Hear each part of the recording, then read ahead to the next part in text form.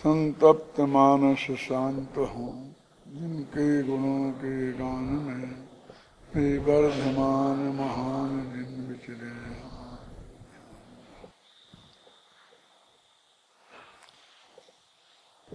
और इसकी 126वीं और 127वीं गाथा चलेगी। जम कुणदि भाव मादा तासो होदितस्य कम्मस्य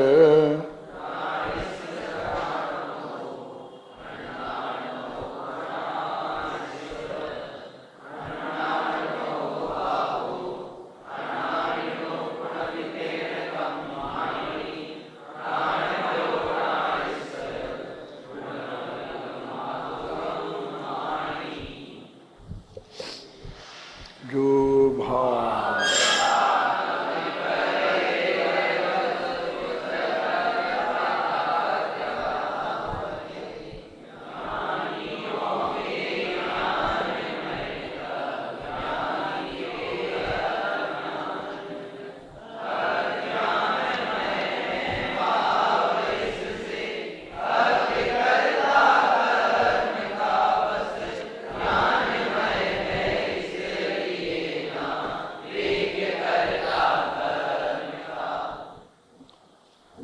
जम कुणदि भाव मादा, आत्मा जैसे भावों को करता है वह उस प्रकार के कर्मों का करता होता है। कर्म है ना, उस प्रकार के भावों का करता होता है। अभी बताऊंगा, इस कर्म में थोड़ी सी अपने को कन्फ्यूजन पैदा करने वाली बात है। ज्ञानियों के ज्ञानमय, अज्ञानी के अज्ञानमय। ज्ञानियों के भाव ज्ञानमय होते हैं और अज्ञानियों के भाव अज्ञानमय होते हैं। अज्ञानमय हैं भाव हैं अज्ञानियों के, इसलिए अज्ञानी उनका कर्ता बनता है, और ज्ञानियों के भाव ज्ञानमय हैं इसलिए ज्ञानी उनका कर्ता नहीं बनता है। अब इस कर्म जो शब्द है, कम्म से कम्मानी, फिर कम्मानी, ये जरा थोड़ा हमको भ्रम पैदा करते हैं। हमको ऐसा लगता है कि अज्ञानी अज्ञान भावों का कर्ता बनता है, इसलिए वो कर्मों का कर्ता। कर्मों माने कर्म का तो हमारे दिमाग में वही जमा हुआ है ना, ज्ञानावरणादि कर्म, द्रव्य कर्म, पौद्गलिक कर्म। ये पौद्गलिक कर्मों का करता है ऐसा यहाँ नहीं कह रहे हैं। वो कर्म शब्द का अर्थ है कर्म नहीं है। कौन सा कर्म? ज्ञानावरणादि कर्म। वहां पर है कर्ता कर्म वाला कर्म। कर्ता कर्ता कर्म कर्म संप्रदान अपादान होते ना, तो उसका मतलब है कर्म माने कार्य। तो जिस भाव को ज्ञान करता है उस भाव का कर्ता होता है। आपने उस कर्म का बोलते ना, तो ये भ्रम पैदा हो जाता है कि किसी वो कर्मों का कर्ता हो गया। अब उसे भाव रूप कर्म का, यदि हम भाव रूप नहीं लगाएं और भाव कर्म कह दें तो फिर हमारा ध्यान भाव कर्मों की तरफ जाएगा, वो कर्ता वाले कर्म की तरफ नहीं जाता है। यद्यपि ये बात सत्य है कि वो भाव कर्मों का करता है, क्योंकि अज्ञान भाव जो है वो भाव कर्म है। तो भाव कर्म का होने चाहे अज्ञान भाव का, एक ही बात है। लेकिन हमने उस कर्म वाला अर्थ जब मानेंगे तो हम द्रव्य कर्म का करता नहीं है, भाव कर्म का करता है, तो फिर कहें क्यों साहब है तो कर्म लिखा आपने कैसे लगा लिया? हम तो मानेंगे नो कर्म का भी करता है। कर्म तो 3 प्रकार के होते हैं, द्रव्य कर्म, भाव कर्म और नो कर्म। इसलिए कहते हैं कि कर्ता के साथ जो कर्म आता है वो जो हमारे 6 कारक या 8 कारक है ना, उन वाला कर्म है कि जिस भाव को आत्मा करता है उस कर्म का, माने उस भाव का करता होता है, क्योंकि वो भाव उसका कर्म है। कर्म माने कर्ता, कर्म वाला कर्म। ये उस भाव का करता है, वो भाव इसका कर्म है। ये जो अर्थ अपने यहाँ कर रहे हैं वो आगे टीका में और आगे सारे प्रकरण में वो बात स्पष्ट हो जाएगी जो मैं आपको बता रहा हूँ, वो उसका अर्थ है। यहाँ आप बहस कर सकते हैं कि हम कैसे माने। यहाँ तो प्रकरण तो उसी का चल रहा था कि सांख्य मत जैसे हो जाओगे, क्योंकि सांख्य मत तो वो जड़ का ही करता, जड़ को ही करता मानता है ना, चेतन को करता ही नहीं मानता है। तो ये अर्थ यहाँ नहीं लेना। देखो आत्मख्याति, इन गाथाओं का भाव आत्मख्याति में इस प्रकार स्पष्ट किया गया है। इस प्रकार यह आत्मा स्वयं परिणाम स्वभाव वाला है और अपने जिस भाव को करता है कर्म पने को प्राप्त उस भाव का कर्ता होता है। कितनी स्पष्ट भाषा में है, आ गया ना। कर्म पने को प्राप्त उस भाव का, कर्म पने माने ज्ञान वर्णादि कर्म नहीं, वो कर्ता वाला कर्म, उस कर्म उस भाव का नाम वहां कर्म रखा गया है ना। क्या जिसका यहाँ कर्ता बताया, जिस भाव का कर्ता यहाँ बताया जा रहा है उस भाव का नाम यहाँ कर्म रखा गया है, इसलिए कहते हैं उस कर्म का कर्ता होता है। संस्कृत में देखते हैं, एवं अयम आत्मा स्वयमेव परिणाम स्वभावोपि यमेव भावम आत्मनः करोति तस्यैव कर्मताम मापद्य मानस्य। जो वह आत्मा उस कर्म, उसके कर्म पने को प्राप्त होता हुआ, उस कर्ता के कर्म पने को प्राप्त होता हुआ कर्तत्व मापद्येत, तब उसका कर्ता बनेगा, वो इसका कर्म बनेगा तब। तो यहाँ वास्तव में अज्ञान भाव शब्द है। अज्ञान भाव है तो राग द्वेष मोहादि, लेकिन भाव कर्म नहीं कह सकते हैं। क्यों नहीं कह सकते हैं? कोई हाथ उठाएगा? सिर्फ इसलिए मैं उठवा रहा हूँ हाथ कि जिससे मुझे आपके दिमाग में बैठाने के लिए 2 मिनट मिले। जितने देर तक ये बात आपके दिमाग में उठती रहेगी तो वो आसानी से बैठेगी। यदि उसका है तो वो भागे ही राग द्वेष मोह भाव, लेकिन सब राग द्वेष मोह नहीं है। ज्ञानियों के भी तो राग द्वेष मोह होते हैं ना, अप्रत्याख्याना वर्णादिक वाले भी राग द्वेष तो होते हैं ना, ख्याल में है ना। तो ये कहते हैं कि वो अज्ञानियों के भावों की बात है। हम यदि राग द्वेष भाव कर्म ले लेंगे तो भाव कर्म तो ज्ञानियों के भी होते हैं, समझ गया ना। इसलिए ये कहते हैं उस भाव का, माने जिस भाव का वो कर्ता बन रहा है वो भाव उसके कर्मत्व को प्राप्त हुआ, उसके कर्ता के कर्मत्व को, ज्ञानावरण आदि के कर्मत्व को नहीं, और मोह राग द्वेष के कर्मत्व को नहीं। आया स्पष्ट हुआ? माने यहाँ पर यदि हम राग द्वेष रूप भाव कर्म ले लेते तो भाव कर्म तो ज्ञानियों के भी होते हैं, लेकिन ज्ञानियों के जो राग द्वेष भाव हैं उनका कर्ता आत्मा को नहीं बताना है। क्या? तो इसलिए कहते हैं कि अज्ञानी के, अब इसमें भी एक दाव पेंच और है कि अज्ञानी के जो अनंतानुबंधी और मिथ्यात्व संबंधी राग द्वेष हैं उनका ही करता है कि उस वक्त जो अप्रत्याख्यान प्रत्याख्यान और संजुलन के उदय से होने वाले राग द्वेष हैं उनका भी करता है। उसके भी तो 2 तरह के हैं ना।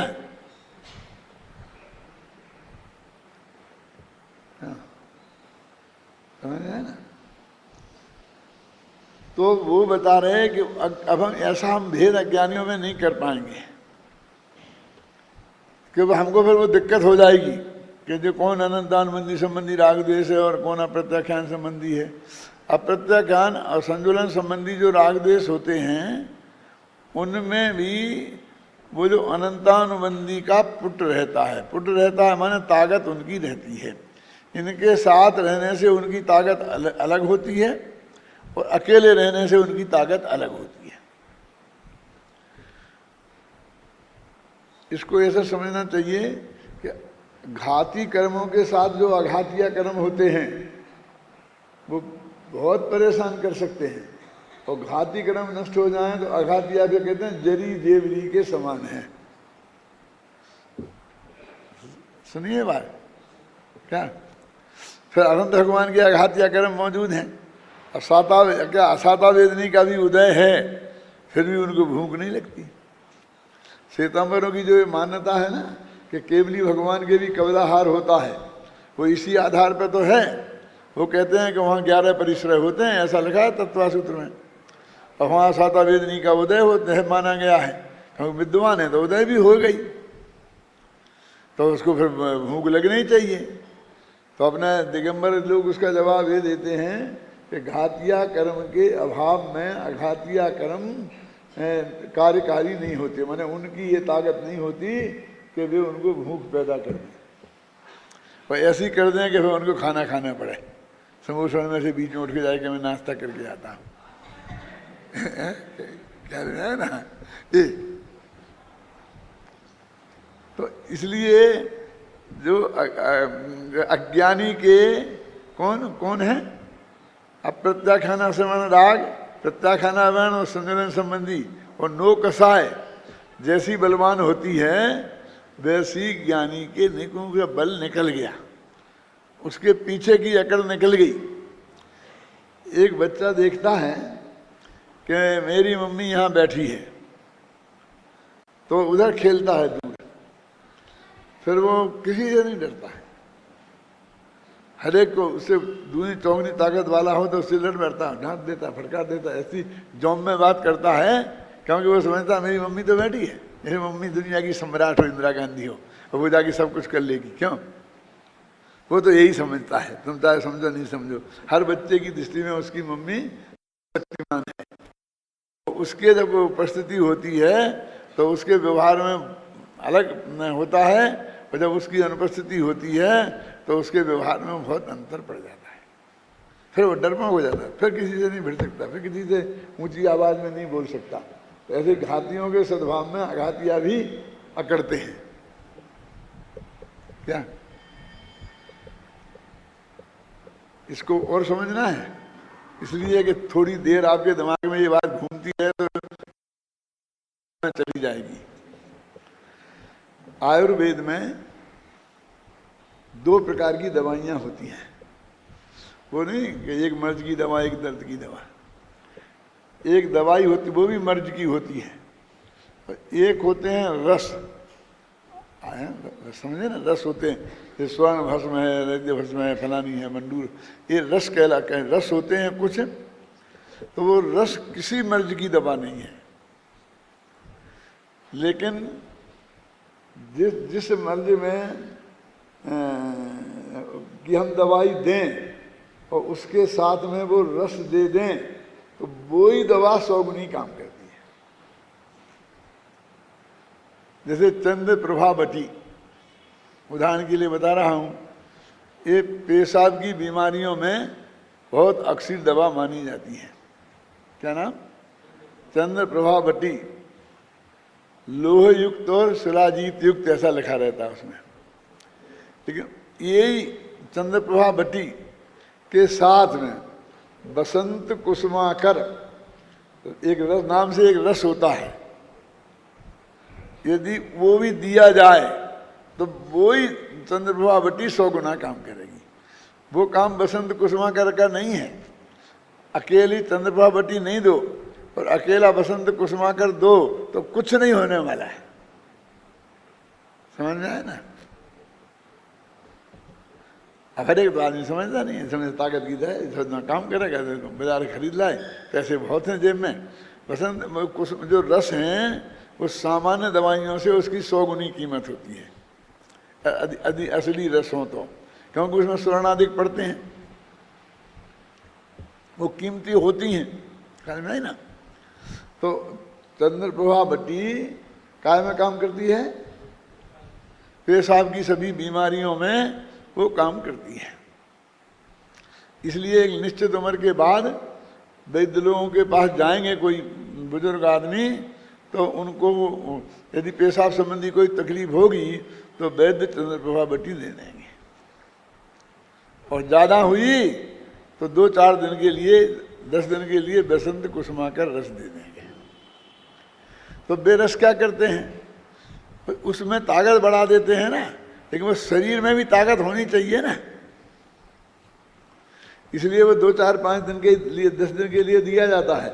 ऐसा नहीं कि जिंदगी भर खाते रहो तुम, तो वो ऐसा नहीं होगा, क्योंकि वो तो आपकी शरीर की ताकत को ही उत्तेजित करते हैं, समझे ना। जो आप में ताकत है उसको समेट के वहाँ ला देते हैं, और जो अंदर में और ताकत ही नहीं होगी तो क्या लाएंगे।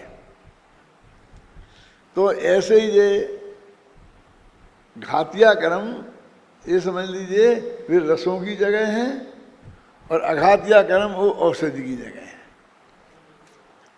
ये जो आपके सुख दुख संयोग रूप सुख दुख है ना लोक में, ये तो असाता साता वेदनी कर्म के उदय से ही होते हैं, ख्याल में है ना। और असाता साता वेदनी कर्म तो बिल्कुल आघातिया है, उसमें कोई दम नहीं है। लेकिन उसमें घातिया कर्म का जो वो पीछे से रसों की ताकत रहती है, तो उससे कई गुणे वो रहते हैं। जैसे कि अघातिया कर्म में उदय से हमको स्त्री पुत्रादि का वियोग हो गया, तो स्त्रियों को पति का वियोग हो गया, पुत्र का वियोग हो गया, ख्याल में आई ना। अब यदि हुआ तो ये साता असाता वेदनी की संयोग की वजह से, क्योंकि संयोग में निमित्त तो अघातिया कर्म होते हैं। लेकिन यदि वहाँ मोहिनी नाम का घातिया कर्म है तो उसी में उसको अनंत गुणा ज़्यादा दुख होगा, और यदि घातिया कर्म नहीं है तो उसे अनंत गुणा भाग दुख होगा, समझ गया। अब आप ये कह सकते हैं हमने तो ज्ञानी अज्ञानियों को दोनों को एक साथ दुखी होते देखा है, दोनों को रोते देखा, और कहीं कहीं तो हम तो ज्ञानियों को ज़्यादा देखते हैं, तो वो कुछ दम नहीं है उसमें। उसका उत्तर क्या है कि उसका को दुख और सुख प्रकट करने की जितनी शक्ति है वो तो शक्ति से मालूम पड़ता है ना, वो जितना रोएगा ऐसा।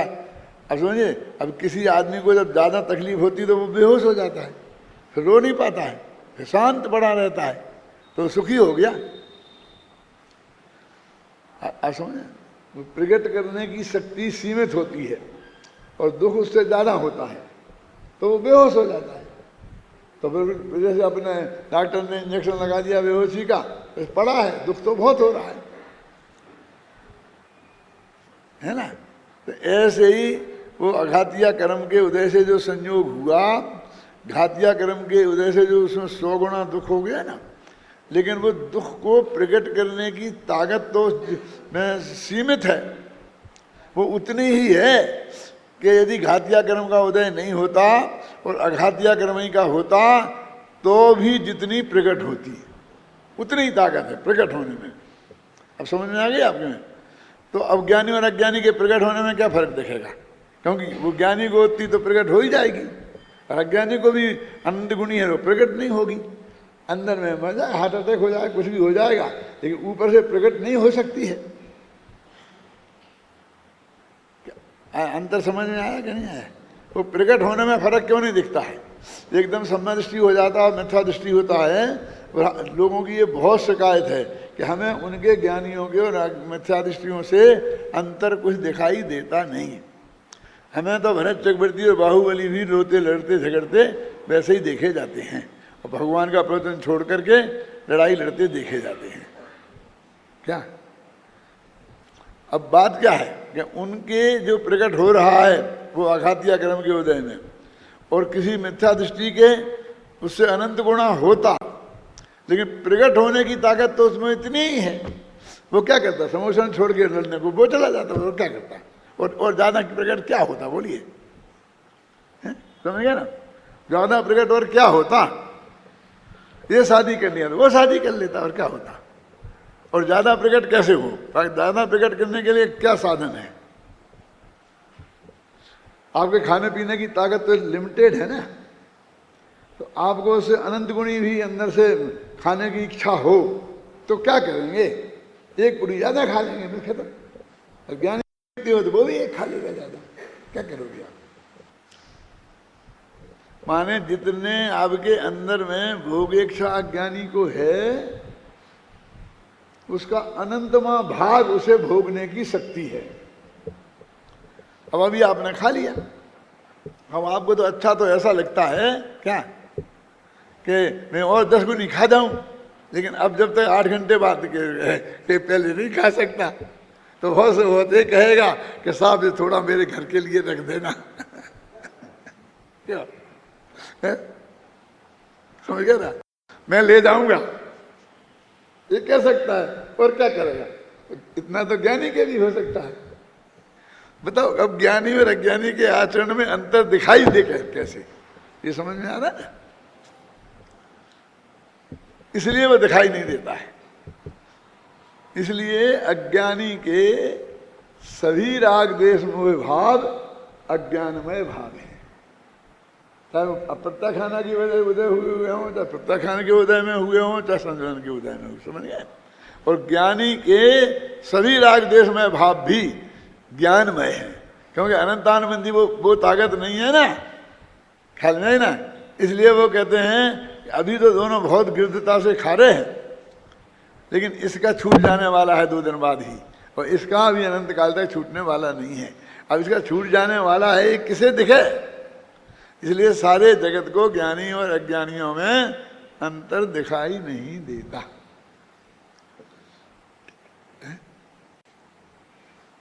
अंतर समझ में आ गया ना।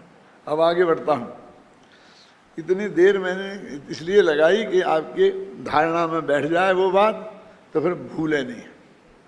देखो, इस प्रकार यह आत्मा स्वयमेव परिणाम स्वभाव वाला है और अपने जिस भाव को करता है, माने अज्ञान भाव को, कर्मपने को प्राप्त उस भाव का कर्ता होता है। कर्मपने को माने कर्ता का जो कर्म है उस पने, कर्ता के कर्म वाले कर्मपने को प्राप्त है। ज्ञानावरणादि कर्म पने को प्राप्त नहीं है, और मोह राग द्वेष रूप कर्मपने को प्राप्त नहीं है। न द्रव्य कर्म रूप कर्मपने को प्राप्त है, न भाव कर्म रूप कर्मपने को प्राप्त है। कौन सा? कर्ता वाले कर्म को कर्मपने प्राप्त है। बस ऐसी बातों के लिए गुरु की जरूरत पड़ती है, बाकी तो आप पढ़ते जाओ, है सब शास्त्रों में लिखा है। और आप यदि उपयोग को सूक्ष्म करोगे तो आप भी निकाल सकते हो। इसलिए यूनिवर्सिटियों ने भी व्यवस्था रखी ना, कॉलेज में पढ़ाई भी होती है और स्वयं पाठी छात्र भी होते हैं, और कभी कभी स्वयं पाठी छात्र भी टॉप कर सकते हैं। ख्याल में है ना। तो इसलिए ऐसा नहीं है कि कोई ये किसी की बपोती है, और ऐसा नहीं कि साहब जिसका क्षयोपशम बढ़िया हो, इसमें भी कोई दम नहीं है। उपयोग की एकाग्रता जिसकी होगी और जिसका जितना समर्पण होगा, 2 बातें हैं वो सबसे बढ़िया। कौन सी? वो निमित्त भी होगा, ऐसा नहीं कहता हूँ मैं क्षयोपशम भाव कर्म का क्षयोपशम, लेकिन ये दोनों मेन हैं। कौन कौन सी हैं? उपयोग की एकाग्रता है और समर्पण, माने उसे समझने के लिए बिल्कुल दृढ़ संकल्प हो, वो सारी चीज जगत की एक तरफ छोड़कर उस रूप में समर्पित हो जाए। इसके लिए एक उदाहरण देता हूं तो समझ में आएगी बात। कि जितने सरकारी नौकरी करते हैं वे, और फिर समाज में जो प्राइवेट नौकरियां करते हैं वे, और धर्म के क्षेत्र में भी जो नौकरियां करते हैं वे, ये सारे इनको एक ले लो तो इस सब की एक सुनिश्चित 8 घंटे की जो भी उनकी ड्यूटी होती है, और उनको एक सुनिश्चित काम दिया जाता है ना। फिर वो 8 घंटे बाद वे कुछ भी करें तो किसी को कोई रोक टोक नहीं होती है। कदाचित कानूनी रोक टोक होए भी क्या, तो भी वो कानून को कहाँ कहाँ पालन होता है, नहीं होती है। फिर भी एक आदमी कहता भाई मेरा पार्ट टाइम जॉब है, क्या करता हूँ कि मैंने अपने भाई के साहब की दुकान है तो जाकर उस पर बैठ जाता हूँ, फिर 4 घंटे बैठता हूँ। ऐसे लोग बहुत मिलेंगे, गवर्नमेंट नौकरी करने वाले या घर की दुकान पे बैठ जाते हैं, कोई ट्यूशन कर लेते हैं, कोई कुछ कर ले, कोई कहते नहीं मैं तो कुछ नहीं करता है तो नौकरी के अलावा, बस अकेले शेयर का थोड़ा करता हूँ तो बस वो देख लेता हूँ। तो वो उसमें घुस जाता है। मैंने 8 घंटे की ड्यूटी में के अलावा वो उस अपने साइड वर्क में घुस जाता है। और एक आदमी को बिल्कुल नहीं होता है साइड वर्क नाम की कोई चीज़ ही नहीं होती है उसको, वो 1 मिनट भी उस सोचने में उसमें नहीं लगाता है। वो जो शेयर का पेज आता है अखबार में वो उसे ही नहीं देखता है, वो टीवी पे जो शेयर के समाचार आते हैं वो उसे ही नहीं देखता है, आप समझेंगे ना, वो चैनल ही आता है तो निकाल देता है। अब इन दोनों, अब वो जो ये सब उसके काम में जो एफिशिएंसी दिखेगी वो दूसरे के में कैसे देख सकती है? क्या समझेंगे आपकी में? अब कैसे बताएं अंतर कि काय का अंतर है? कि साहब वो बुद्धिमान बहुत है, समझदार बहुत है, नहीं, हमें कर्म पे टाल के अपनी जिम्मेवारी से बचना चाहते हैं। सीधी सच्ची बात है कि उसने उपयोग दूसरी जगह लगाया है, समझ गया? इतनी सी बात है। हमारे यहाँ बहुत आते हैं, मांग आती है, सब विद्यार्थियों की आती है, और हमारे ये अधिकारी लोग भी मेरे पास आते हैं कि साहब ये जो अपना टाइम है उस टाइम के अलावा 2 घंटे की ट्यूशन ले आवें तो अपना क्या बिगड़ता है, वहाँ जाके टाइप सीख आएँ, वहाँ कंप्यूटर सीख आएँ, वहाँ ये सीख आएँ, वहाँ ये कर आएँ। तो मैं सब उसके फाड़ के फेंक देता हूँ, बिल्कुल नहीं। कहता हूँ दोबारा आना नहीं मेरे पास। क्यों? अरे भाई 8 घंटा विद्यार्थी पढ़ता है तो उसको थोड़े बहुत सांस लेने को चाहिए, तुम सांस ही नहीं लेने दोगे तो ये घर पे नहीं पढ़ेगा, उसका उपयोग नहीं रहेगा इसमें, तो वो विद्वान नहीं बनेगा, वो उतनी उसकी कसर रह जाएगी विद्वत्ता में। क्या आप जो यहाँ सीखना चाहते हैं वो उतना खाली समय आपको चाहिए? खाली तो दिखता है दुनिया को, दिमाग खाली थोड़ी होता है, हैं?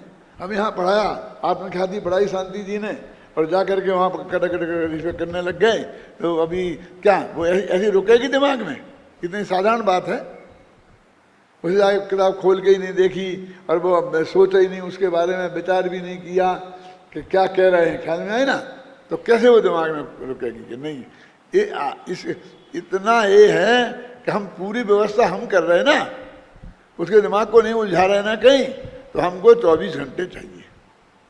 हमें धर्म का ही 24 घंटे पढ़ाएंगे। हम पूरी शक्ति पैसे की, बुद्धि की, शरीर की, स्थान की, सबकी हम इसमें ही व्यय करेंगे जैन धर्म के प्रचार में। भोजनालय तक की कि साहब एक विद्यार्थी आया है, आईएएस की परीक्षा दे रहा है, जैन समाज का लड़का है, तो उसके लिए भोजन की सुविधा दे दोगे? नहीं, आईएएस बन जाएगा, ये बहुत काम आएगा।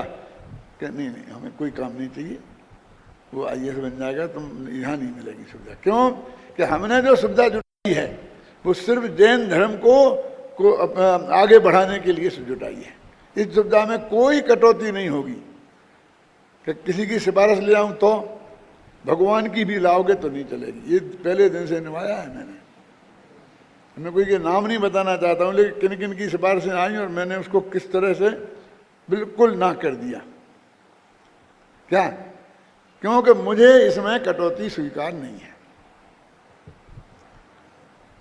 1 घंटा तुम यहाँ खाली बैठे रहो, लेकिन उस वक्त दूसरा काम नहीं कर सकते, तो ही तुम विद्वान बनोगे। और उसके बाद भी इसमें लगे रहोगे तो, क्योंकि हम ना मान लो इतने पढ़े हैं तो हमने 5 साल पढ़ा होगा, तो उससे थोड़ी ये विद्वत्ता है। उसके बाद एक दिन सांस नहीं ली, एक दिन दूसरा काम नहीं किया, आप समझ गए ना, और उसके परिणाम स्वरूप है ये। आज आप लोग एक बात कहते हैं मेरे से कि पुराने ज़माने में पढ़ाई बहुत अच्छी थी और आज की बहुत स्टैंडर्ड गिर गया। ये बहुत कहते थे। बोलो पुरुषोत्तम जी, तुमसे भी कही होगी। कैसे? क्या आप 25 वर्ष पुराना मैट्रिक देख लो और आज के मैट्रिक देख लो, कुछ नहीं आता है। मैं कहते लाओ भैया, फिर जब दोनों को लाते हैं वो, मैं कहता हूँ ये 25 वर्ष पुराना मैट्रिक और उसके बाद 25 वर्ष का एक्सपीरियंस, ये मिलके है जी। आज यदि इससे मिलान करनी है इस लड़के की, तो 25 बरस बाद इस लड़के से मिलान करना। हम वो 25 वर्ष को गायब ही कर देते हैं। 5 वर्ष की पढ़ाई को और 25 वर्ष का एक्सपीरियंस, वो भी तो पढ़ाई है ना। अंतर समझ में आया तुम्हारे क्या? नहीं, बिल्कुल नहीं है। ये निश्चित रूप से स्टैंडर्ड बड़ा है। आज का मैट्रिक आपके ज़माने की मैट्रिक से 100 गुना इंटेलिजेंट और ज़्यादा समझता है, ऐसा मेरा मानना है। और आप पुराने लोग बैठ के बुढ़े बुढ़े वो गांधी जी के चौराहे पे जाकर बस यही चर्चा करते हैं, सब खत्म हो गया, सब खत्म हो गया, सब खत्म हो गया। अरे तुम्हें टीवी खोलना नहीं आता है, अब वो उसकी नस नस खोल के रख दे आज का। क्यों? हमें हमारे मोबाइल चलाना नहीं आता है, और 2 वर्ष के 3 वर्ष के बच्चे उसमें से न मालूम क्या क्या करते रहते हैं, क्या क्या खेल खेलते रहते हैं। आप समझे ना, हमें तो पता भी नहीं है क्या होता है इसमें। हैं? जरा सी कुछ गड़बड़ी हो गई तो पीयूष देखना भाई क्या है, ले जाए एकदम। क्यों? क्यों? दिमाग लगते ही नहीं है उसमें, लगाने ही नहीं चाहते हैं। क्यों? एक क्षेत्र की विशेषज्ञ बनना है तो पूरी तरह से समर्पण उस क्षेत्र में होना चाहिए। कल कह रहे थे ना सुमत जी कि डॉक्टर भाल अपने एक कोई डॉक्टर भाल नहीं बना पाया। डॉक्टर भाल ने को किसी ने बनाया हो तो डॉक्टर भाल किसी को बना देगा, ये अभिमान की बात नहीं है। मैंने वो समर्पण ने बनाया है। आप समझेंगे ना, 24 घंटे आप इस एक काम के लिए समर्पित हो जाओ तो जितने समय में मान लो मैं बना होऊंगा उससे आधे समय में तुम मुझसे बड़े विद्वान बन जाओगे, बड़े लेखक बन जाओगे। ख्याल में है ना? कोई कोई कोई कोई प्रतिभा नहीं है। हम भी एवरेज स्टूडेंट थे, हैं? ख्याल में है ना? कहानी कैसे किसी के साथ कैसे ही जुड़ जाए, उसमें कुछ दम नहीं है। राजनीति में एमए कर लेने से कोई पॉलिटिशियन बन जाता है क्या? है? नहीं बनता है। धक्का खा खा करके बनता है। तो ऐसे ही इसमें पूरी तरह समर्पण चाहिए। आत्मा के कल्याण का काम भी ऐसा ही काम है। वास्तव में वे सब कर्मचारी जो 8 घंटा ड्यूटी करते हैं और फिर 8 घंटा दूसरा काम करते हैं, ये सरकार की अथवा उस सेठ की मुफ्त की तनख्वाह खाते हैं और काम अपना करते हैं, तनख्वाह उसकी खाते हैं। ये तो यहाँ से अजमेर जाएंगे ना, उन्हें घर का काम होगा तो ऑफिस का कोई काम निकाल के जाएंगे। मैं कोई एडजस्ट कर लूँगा, फकड़ कर आपने कर लूँगा एडजस्ट, कुछ ना कुछ काम निकाल लूँगा। हैं? क्यों? तो गवर्नमेंट का टीए भी मिले, सब मिले और अपना काम करके आ जाए। और यदि वो अपना काम नहीं होता तो वो काम ही नहीं निकालते। क्यों? काम भी निकालना उनके हाथ में है। समझ गए ना? तो ऐसा कोई भी आदमी विद्वान नहीं बन सकता, ये समझ लेना। असली विद्वान बनना है तो अपने उपयोग को 24 घंटा समर्पित करना पड़ेगा। अब आपको दूसरा प्रश्न हो सकता है कि फिर जो हमारे जो चौतरफा हाथ मारने वाले लोग हैं ये आगे बढ़ जाएंगे और हम पीछे रह जाओगे। जो ना लोग काय में आगे बढ़ जाएंगे, है ना? लेकिन विद्वत्ता में तुमसे आगे नहीं बढ़ सकते। गोल्ड मेडलिस्ट वाले भी तुमसे आगे नहीं बढ़ सकते। अब ये पक्का समझ लेना। गोल्ड मेडलिस्ट में कुछ दम नहीं है। ये तो टेक्निक आती है उनको, राइटिंग अच्छी है, टेक्निक आती है, जल्दी जल्दी लिख सकते हैं, बस आ जाओ गोल्ड मेडलिस्ट हो जाते हैं। उसमें विद्वत्ता का, उसकी सब्जेक्ट की समझ का कोई योगदान नहीं है ना? आपकी राइटिंग खराब है, आप धीमी गति से लिखते हैं, ये जो कमियां हैं वो आपको हो सकता है थर्ड डिवीजन ही पास होने दें। है? क्या महात्मा गांधी को तो सब मानते हैं कि वो 3rd डिविजनर थे, और बाल गंगाधर तिलक ने भी लिखा है अपनी ऑटोबायोग्राफी में कि ये कौन जानता है कि एक बार बाल गंगाधर तिलक बीए में भी फेल हुआ था। बाल गंगाधर भी बीए में फेल हुआ था, ऐसा लिखा है। हैं? माने वो फर्स्ट अटेम्प्ट में पास हुए नहीं है बीए में, सेकंड अटेम्प्ट में पास हुए हैं। लेकिन आज कौन पूछता है और कौन पूछेगा, क्यों? तो उनका निरंतर का जो उसमें अध्यवसाय है उसने वहां पहुंचाया है, अकेली उस एजुकेशन ने नहीं पहुंचाया है। इन गाथाओं का भाव आत्मख्याति में इस प्रकार यही पढ़ रहे थे ना, कर्म पने को प्राप्त उस भाव का कर्ता होता है। तात्पर्य यह है कि यह भाव आत्मा का कर्म है ना, आत्मा का कर्म है, आत्मा करता है और आत्मा उस भाव का करता है।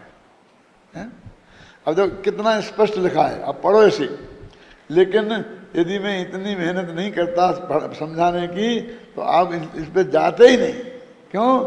आपको कुछ समझने की जरूरत ही नहीं है, हम जानते नहीं हैं। कर्म है, ज्ञाना बना दी कर्म है, बस उसको अर्थ करते जाते फटाफट और पढ़ते जाते आगे, बस खत्म। क्यों अजित भाई, है ना? वह ज्ञान भाव भी ज्ञानी के ज्ञानमय ही होता है। वो ज्ञानी को गुस्सा आया तो वो भी ज्ञानमय है, तो ये लोगों को नहीं पचता है। ज्ञानी के सब भाव ज्ञान से बने हुए हैं और अज्ञानी के सभी भाव अज्ञानमयी हैं। तो क्यों है? ये प्रश्न है क्या कि ज्ञानी का गुस्सा भी ज्ञान और अज्ञानी का तत्व चिंतन भी अज्ञान। काट पता लगता है क्या नहीं? ऐसा तो बहुत बड़ा अन्याय हो गया है। ये ज्ञानियों ने किताबें क्या लिखी अपने लिए सभी सुविधाएं पहले ही कर बैठे नर। क्यों? अरे भाई साहब, वो उसका बहुत जबरदस्त हेतु है कि ज्ञानी के सब भाव ज्ञान से बने हुए हैं, उसका गुस्सा भी ज्ञान से बना हुआ है। ख्याल में है ना? ये पॉलिटिशियन जब आपस में बातचीत करते हैं और एकदम डाइनिंग टेबल पर से गुस्से में से उठ जाते हैं, ख्याल में है ना? तो वो कोई उन्हें गुस्सा आ गया इसलिए उठ गए, ऐसा नहीं है। वे अपना तीव्रतम विरोध दर्ज कराने के लिए ऐसा करते हैं। क्या कि तुम जो ये मेरे से बात कर रहे हो ये मुझे इतनी नापसंद है तो मैंने खाना उठ के छोड़े। ये बता, उनको ये बताएं तो वो कैसे बताएं? मालूम, इंदिरा गांधी प्रधानमंत्री थी, अमेरिका गई, राष्ट्रपति से मिलने ही गई थी, उनके भोज थे, सब होता ही है जैसा सिस्टम है ना, नियम।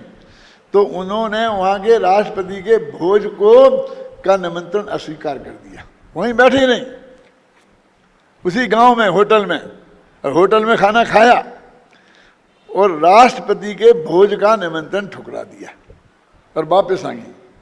बहुत लोगों ने लिखा था इसने बहुत बड़ी गलती की, बहुत बड़ी गलती की, ऐसा नहीं होता है, ये सभ्यता के बाहर है, ये है वो है। क्या आखिरकार असली राजनीतिज्ञों ने कहा कि बताइए उनके पास और क्या उपाय था। जिस तरह का व्यवहार उनके साथ हो रहा था और जिस तरह उनकी बात की उपेक्षा हो रही थी, उस बात को हमारा सख्त विरोध है और हर कीमत पर हम उस बात को स्वीकार नहीं करेंगे, ये बताने का उनके पास क्या उपाय था।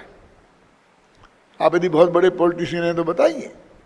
ऐसे लेख भी आए थे, उन्होंने सही किया।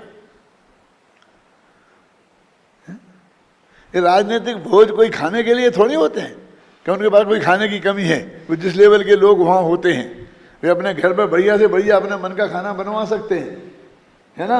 वो तो किसी प्रयोजन विशेष की सिद्धि के लिए होते हैं और उनका जो सारा व्यवहार होता है वो सब उस प्रयोजन विशेष की सिद्धि की दिशा में उठाया गया कदम होता है। ख्याल में है ना? तो इस ज्ञानी के सब भाव ज्ञान से बने हुए हैं, आया ना? देखो लिखा है इसमें क्लियर, वह भाव आत्मा का कर्म है और आत्मा उस भाव का करता है।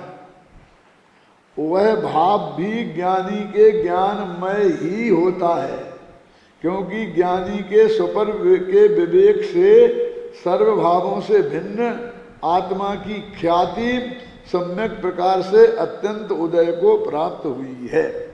ये जो आत्मा की ख्याति शब्द है ना, संस्कृत में देखो आत्मख्याति लिखा है ना,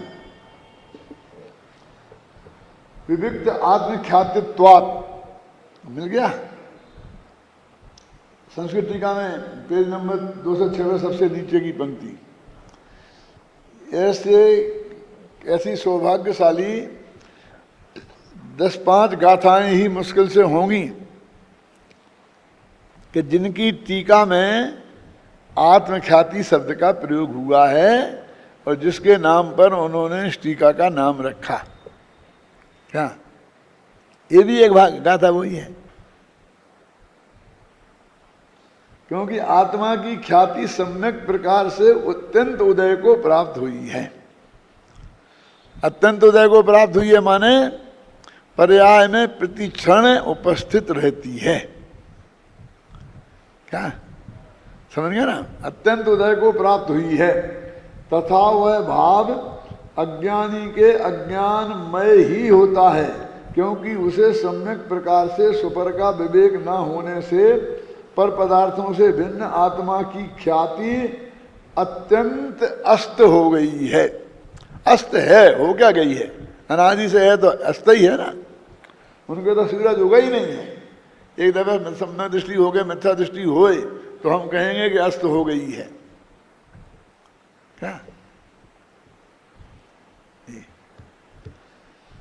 सम्यक प्रकार से स्वपर का विवेक न होने से और पर से भिन्न आत्मा की ख्याति अत्यंत अस्त होने से अज्ञानी के अज्ञानमय भाव ही होते हैं, है ना। ऐसी स्थिति में सुपर के एकत्व के अध्यास के कारण, ख्याल में आ रहा सब क्या है? सुपर के एकत्व के अध्यास के कारण, ये सुपर के एकत्व का अध्यास क्या है? क्या कि ये स्व और पर हम दोनों एक ही हैं, ऐसी दृढ़ मान्यता होने के कारण। क्या ज्ञान मात्र भाव से वे भ्रष्ट हैं और राग देश भाव से एकाकार होकर अहंकार में प्रवर्तमान, अहंकार माने घमंड नहीं, अहंकार माने मैं रागी हूं, मैं देशी हूं, ऐसी मान्यता, उसमें अहम कृति, ये सब मेरे द्वारा किए हुए हैं। अहम करोती थी अहंकारा, है अहम करो, मेरे द्वारा किए हुए, ऐसा मानना वो अहंकार है। और ये मेरे हैं ऐसा मानना वो ममकार। आजकल तो हमने अहंकार घमंड को ही मान लिया है और ये तो कहते हैं अहंकार बहुत अच्छा है, लेकिन वो त्रिकाली ध्रुव में हो क्या? अहंकार में प्रवर्तमान, मैं रागी हूं, देशी हूं, मैं राग देश करता हूं, इस प्रकार मानता हुआ अज्ञानी रागी देशी होता है, ऐसा मानता हुआ। राग देश तो होते हैं ज्ञानी के भी, उसके भी, लेकिन ज्ञानी के अंदर में ये बात नहीं होती है। अज्ञानमय भाव के कारण स्वयं को राग देश करता हुआ कर्मों को करता है अपने अब ये भी वही कर्मों को माने अपने भावों को, अब जो भाव हो रहे हैं वे भाव उसके कर्म हैं, उन कर्मों को वो करता है। ज्ञानी के और ज्ञानी के तो सम्यक प्रकार से स्वपर का के विवेक द्वारा पर से भिन्न आत्मा की ख्याति अत्यंत उदय को प्राप्त हुई होने से क्या ज्ञानमय भाव ही होता है। क्या ऐसी स्थिति में स्वपर के भिन्नत्व के विज्ञान के कारण ज्ञान मात्र निज भाव में भली प्रकार स्थित पररूप राग देश आदि भावों से भिन्नत्व के कारण अहंकार से निर्वृत्त ज्ञानी मात्र जानता ही है। वो राग देश भी उनको गुस्सा आ गया ना, तो ज्ञानी गुस्से की क्रिया का कर्ता नहीं हुआ, उसके जानने रूप ज्ञान क्रिया का कर्ता हुआ, है ना। रागी देशी नहीं होता, राग देश नहीं करता। इस प्रकार ज्ञानमय भाव के कारण ज्ञानी को स्वयं राग देश रूप न करता हुआ कर्मों को नहीं करता। एक सही घटना सुनाता हूं मैं आपको। गुरुदेव का स्वर्गवास हो गया था और करीब 1 बरस हुआ होगा। तो आत्मधर्म का मैं संपादक था, तो उसमें बहुत जोरदार रस्साकसी चल रही थी। वे लोग चाहते थे कि अभी हम उसको वापस ले जाएं यहाँ से और हम मुझसे हटा लें, और अपने चाहते थे कि नहीं अपने पास रहे वो, क्योंकि 8 ट्रस्टी अपने पक्ष में थे। वहाँ मीटिंग हो रही थी सोनगढ़ में, जो जिसमें गुरुदेव प्रवचन करते थे उसी स्वाध्याय भवन में, और बातचीत डिस्कस चल रही थी। तो सामने वाले ने एक व्यक्ति को खड़ा किया, उसका नाम था जम्मू भाई रमाणी, अभी भी हैं जिंदा, भाग्य से वो होंगे 100 बरस के करीब। वो आदमी मालूम कौन थे? जिनने आत्म धर्म सबसे पहले प्रकाशित किया था, और मोटा आंकड़िया से प्रकाशित होता था। और मैंने वो अंक भी देखे थे जिसमें उनका नाम लिखा रहता था और मोटा आंकड़िया से प्रकाशित होते थे। जब हम 8-10 वर्ष के थे, हमारे गांव में आता था तो हम पढ़ते थे उसे। समझ में तो कुछ नहीं आता था, लेकिन ऊपर से जानते थे मोटा आंकड़िया कोई जगह है। तो उन सामने वाले ने उसको खड़ा किया और वो बहुत चिल्ला चिल्ला के बोलने लगा, भैया मेरे आत्मधर्म को, इसका आरंभ मैंने किया है, ऐसा किया है, और इसको ऐसा बर्बाद मत कर दो, ये मत कर दो, ऐसा ऐसा बहुत बहुत बहुत बहुत बहुत भावुकता पैदा करने के लिए बहुत चिल्ला चिल्ला के बोलने लगा। अब वो उसके करीब से 30 साल बीच में वो गायब ही रहा था, कभी सोनगढ़ में दिखाई नहीं दिया, मुमुक्षु बना नहीं रहा। ऐसे बहुत लोग हैं कि शुरू में उन्होंने कुछ थोड़ा बहुत काम किया, रुचि तो थी नहीं, काम के लिए काम करते थे, और फिर वो गायब हो गए 30 साल को। और जब गुरुदेव का स्वर्गवास हुआ तब वो पहली दफे वहाँ आया था। मैं जान से जाता, कोई जम्मू भाई रमाणी थे जो आत्मधर्म शुरू किया था, मैं जानता था, लेकिन उन्हें शक्ल से नहीं जानता था। बाबू भाई, पाटनी जी, सब लोग बैठे थे, लालू भाई, युगल जी, सब थे। तो जब बहुत चिल्लाने लग गया तो मैं एकदम खड़े होकर के एकदम लाया, अच्छा साहब आपने किया था ना, 30 साल से कहाँ थे आप? आज उसके उत्तराधिकार के लिए आ गए। 30 साल तक जिस बच्चे को नहीं खिलाएंगे वो बच्चा जिंदा बचेगा, ये आपका है। हमने ऐसे खून पसीने से सींचा है, 2000 से लेकर 7000 ग्राहक हमने बनाए हैं। तो खूब जोर जोर से चिल्ला के, जितने आराम से वो बोला था उतनी ही आवाज से मैं बोला। तो बाबू भाई मेरा कैसे कुर्ता पकड़ के खींचे नीचे को, बैठा लें, सब इस तरह से वो सब शुरू हो गया। तो पादनी जी ने उनसे कहा, वहीं जब मैं चिल्ला रहा था तभी, कि बाबू भाई आप चुप रहो, कुछ नहीं कहो, मैं जानता हूं वे बेहोश नहीं है। क्या कहा? मैं जानता हूं वे बेहोश नहीं हैं, आप बिल्कुल चिंता मत करो, कुछ नहीं होगा। क्या? और ये बात मुझे थोड़ी उस वक्त मैंने सुनी, ये तो बाद में उनने सुनाई है। क्या? तो लोगों ने कहा आपने ऐसा क्यों किया? मैंने कहा वो जिस तरह चिल्ला रहा था वो भी नाटक कर रहा था, ट्रेंड होके आया था, जो सामने बैठे लोग जो तैयार करके लाए थे, इसके बिना वो नहीं दबता, इसके बिना वो नहीं दबता। ख्याल में आई ना आपकी में? इसलिए आप चिंता मत करो, कुछ नहीं, बाकी जब बैठो शांति से बात करो, जो कुछ होगा देखी जाएगी। तो वो समझने वाले समझते हैं। हर आदमी तो एकदम उखड़ गए, तो लाल पीले हो गए, तो गुस्सा आ गया, ऐसा नहीं होता है। उस वक्त की वो जरूरत होती है। क्या? कोई बात जब तक क्लाइमेक्स पे नहीं पहुंचे तब तक उसमें रिवर्स नहीं होता है। ये नीतिगत बात है, समझ लो तुम लोगों को भी यदि काम आए तो। हमारे तुम्हारे कोई झगड़ा चल रहा है, ये बात हो रही, समझौते के लिए बैठे हैं, तो हम कुछ मांगते हैं, आप कुछ मांगते हैं, चलता है, दोनों तरफ खींचातानी चलती रहती है। लेकिन गाड़ी रिवर्स में कब लौटती है? झगड़ा ही झगड़ा चलता रहता है। जब दोनों को एक दफे टूट जाए तो दोनों को भरोसा हो जाए कि अब यदि मैंने खींचतानी करी तो ये बात टूटे ही जाएगी, क्योंकि दोनों चाहते हैं कि टूटे नहीं। क्या? लेकिन अधिक से अधिक अपने बोले लेना चाहते हैं, तो समय अपने पास है नहीं। वो क्लाइमेक्स पे पहुंचे बिना गाड़ी रिवर्स में आएगी नहीं, समझे ना? तो हम उसे जल्दी जल्दी उत्तेजना देकर क्लाइमेक्स पे पहुंचा देते हैं, और फिर एक दफे तोड़ के चलो चाय पानी, चलो नाश्ता करो, खाना खाओ, खत्म, अब नहीं हो, कुछ नहीं होगा, कुछ नहीं होगा भाई, पर नहीं, चलो कुछ नहीं होगा। क्या फिर घंटे भर बाद सब उधर से ठंडे होके आ जाते हैं, इधर से ठंडे होके आ जाते हैं, फिर बैठते हैं और शांति से कोई रास्ता निकल आता।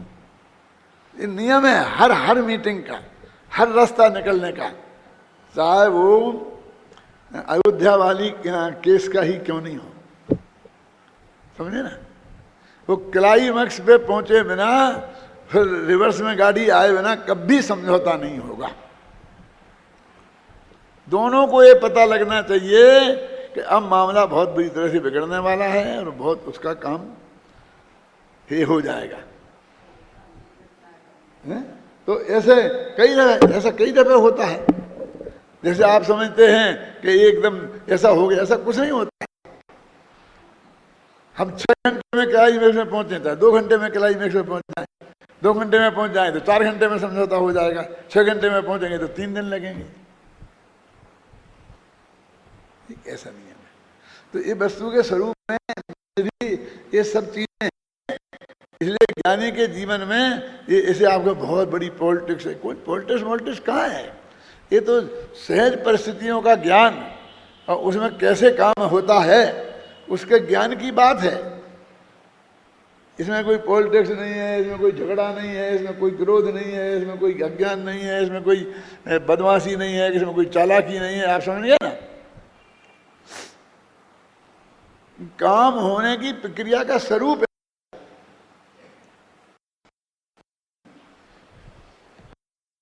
अब खत्म हो गई थी टीका कि नहीं हुई थी अभी?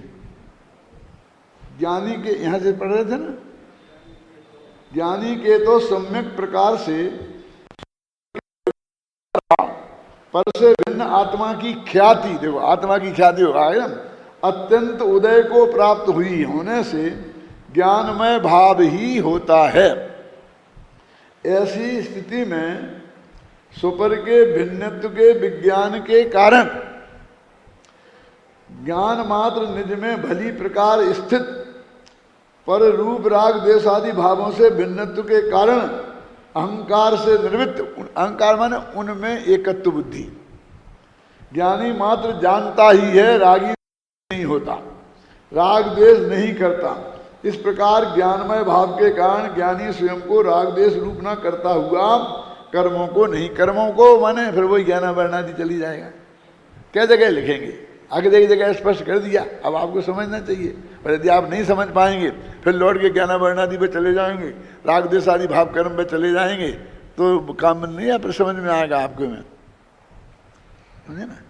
वो कहते हैं यहाँ पर ये प्रकरण आए तो इसका अर्थ ये समझना, एक लाइन लिख दी। अब बाकी आपकी ड्यूटी है कि जहाँ आए तो आप सावधानी से उसका अर्थ वही समझें।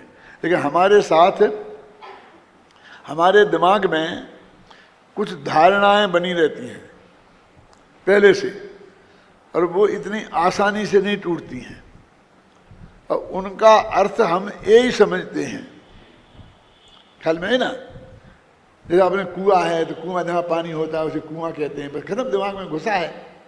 अब बे अंधकूप तो कहते हैं अंधा कुआं होगा, बस खत्म। तो जब जाएगा उन्हें कुआं कहते ही कुआं दिखेगा। दिक्कत तो ये है, लेकिन हर जगह वहां पे कुआं अर्थ नहीं है, है? क्यों? हमें कुएं में थोड़ी कूदना है, क्यों? हमें आत्महत्या थोड़ी करनी है। ये क्या कह रहे जी, कहा की आत्महत्या आ गई, कहाँ से आ गई? माने हम ये बात मानकर हम अपने मूल मुद्दे की बात को कैसे छोड़ सकते हैं? ये तो आत्महत्या करना हुआ, ये तो कुएं में कूदने जैसा हुआ। तो हर जगह मतलब मेरे कहने का तो जो आपके दिमाग में जो अर्थ आपने समझ रखे हैं वो सब जगह वैसे ही के वैसे अप्लाई नहीं होते हैं, उनको हमें समझना पड़ेगा। इन गाथाओं का भाव स्पष्ट करते हुए भावार्थ में पंडित जयचंद जी छाबड़ा लिखते हैं, तो वो जयचंद छाबड़ा का पढ़ेंगे।